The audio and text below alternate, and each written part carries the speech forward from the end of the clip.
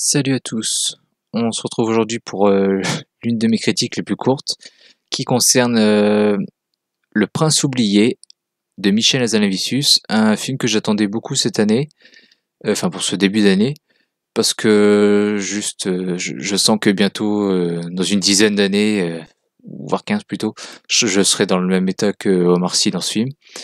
C'est que je serais triste de voir mes enfants grandir et puis de devoir l'accepter. Du coup, juste l'histoire qui m'a emballé pour voir ce film, c'est pas du tout les décors ou les acteurs ou quoi, je m'en fous. C'est juste l'histoire, c'est le fait que un père voit sa fille grandir et puis voilà, il doit l'accepter. C'est juste ça, parce que j'adore me faire du mal, j'adore pleurer pour les films. Donc je suis allé voir et je suis un peu dégoûté parce que alors le film est bien mais j'ai rien à dire. J'avais juste noté un truc, j'ai mis du temps avant de comprendre que c'était bien tous les décors qu'on voit là quand il est habillé en prince, tout ça. J'ai mis du temps à comprendre que c'était bien dans sa tête, mais vraiment pendant quasi tout le film, j'ai eu le doute, mais putain, mais c'est dans sa tête à lui ou dans sa tête à elle. Enfin, voilà, pas grand chose à dire à part ça. Donc il me semble au final que c'est bien dans sa tête à lui, hein, parce qu'une fois, parce qu'à la fin, euh, c'est un petit-fils ou une petite fille qui est là, je sais plus. Bref, son petit enfant. Sa fille a un enfant et donc quand il commence à raconter une histoire à sa petite fille, on va dire, allez, on voit que l'usine se remet en marche, donc c'est dans sa tête que tout se remet en marche, quoi. Donc pour moi, c'est ça qui me dit qu'on est dans sa tête à lui pendant tout ce film. Mais à part ça, vraiment, j'ai eu le doute pendant tout le film. Honnêtement, pendant tout le film, à chaque fois, j'avais des trucs qui me disaient, bah non, mais du coup, ouais, c'est peut-être ça, enfin, c'est peut-être dans sa tête à elle, hein, bah non, c'est dans sa tête à lui, alors, vu qu'il y a eu ça, enfin voilà. J'ai pas arrêté d'avoir le doute. Je sais pas si le réalisateur a été inspiré par vice versa, mais je trouve qu'il y a beaucoup de ressemblances quand même.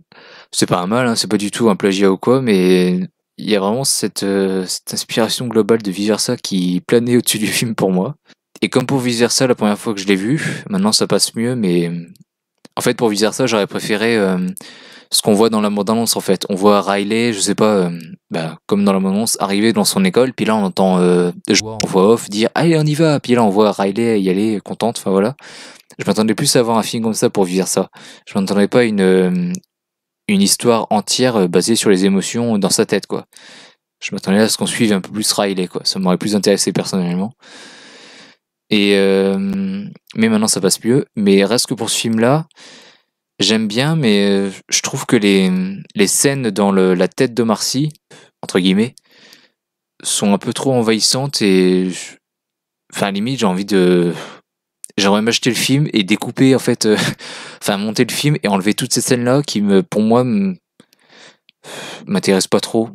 Et c'est ça qui me dégoûte un peu dans le film, c'est que, enfin qui m'a un peu déçu et qui est un peu chiant, c'est que je peux pas dire que c'est de la merde parce que en fait c'est juste pas ce que je voulais et du coup bah c'est pas un défaut, c'est juste que j'ai pas eu ce que je voulais, mais c'est pas un défaut quoi. Le film est comme ça et puis c'est tout. Et donc je suis un peu triste en fait, c'est que je voulais pas ce genre d'histoire, moi je voulais vraiment traiter la relation d'un père qui peut plus raconter d'histoire à sa fille et qui doit accepter le fait qu'elle grandisse quoi. Et moi c'était plus ce type de relation que je voulais voir. Et finalement une fois qu'elle est grande, il y a quelques scènes où on voit que ça y est, elle commence à se détacher de lui.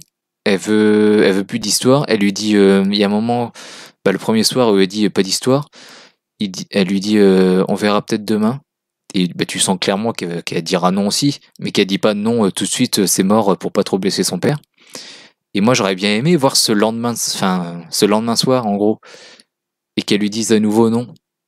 Sauf que non, après on passe limite en fin de semaine et puis hop, il y a la petite fête avec chez son nouveau prince à elle, là, son prince blondinet.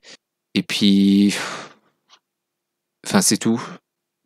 Elle fait la fugue et tout, puis il y a le petit enjeu qui est même pas vraiment un enjeu, parce qu'en soi, il devine où elle est assez vite.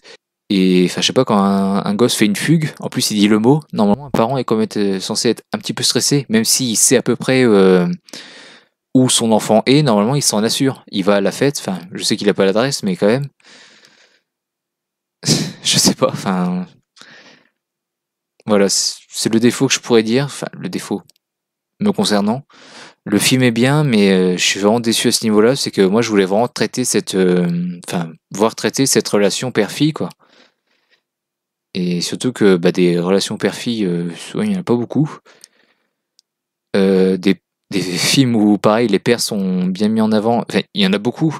Où des films, enfin, des histoires avec les pères sont importants, mais où il y a vraiment une relation comme dans ce film-là. C'est assez rare quand même. Qui est approfondi, je veux dire, qui est vraiment le cœur du film. C'est assez rare. Donc ça me faisait plaisir d'avoir enfin un film là-dessus, mais encore une fois, je suis assez triste que le film se concentre plus sur ce monde-là, le monde où les histoires sont créées, plutôt que le vrai monde, quoi. Avec Omar Sy et puis sa fille.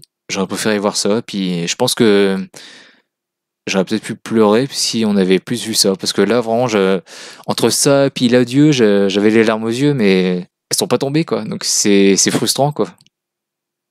Donc voilà. Donc c'est pas un film de merde du tout.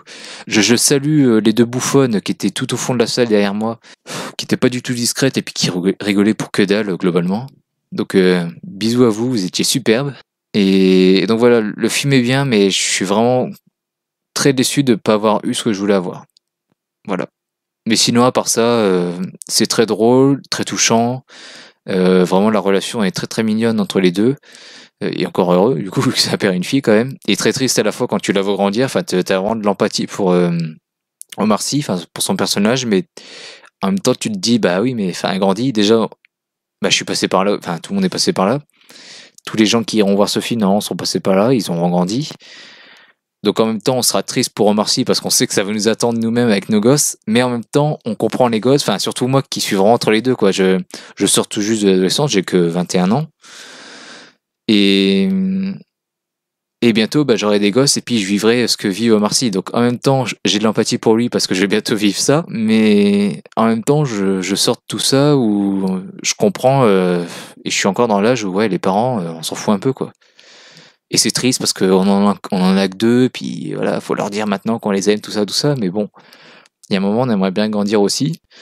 Et le film est important là-dessus. Je pense qu'il faut vraiment le montrer aux enfants quand même. Et c'est très intéressant à voir, même si, du coup, encore une fois, je suis un peu déçu de ne pas avoir eu ce que je voulais.